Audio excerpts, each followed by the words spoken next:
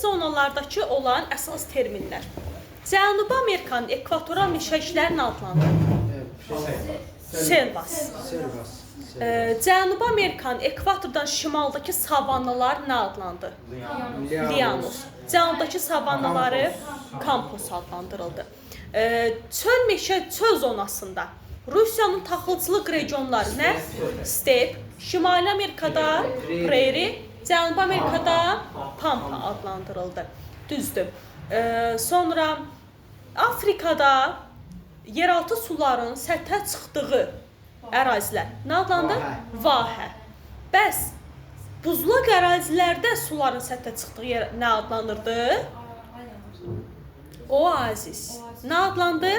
Oazis. Şimali Amerikada təbii zonalar enlik yox, coğrafi uzunluq üzrə dəyişir. Ona sektor. Sektorluq adlandırılır.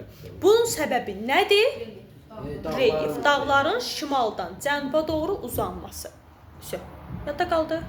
Bir dənə termin qaldı. Afrikada, imeni bu Afrikadadır. Savannalardan səhralara keçid zonası var. Bu nə adlanırdı? Sahil. Bəli, nə adlandı? Sahil adlandı. Yadda qalar.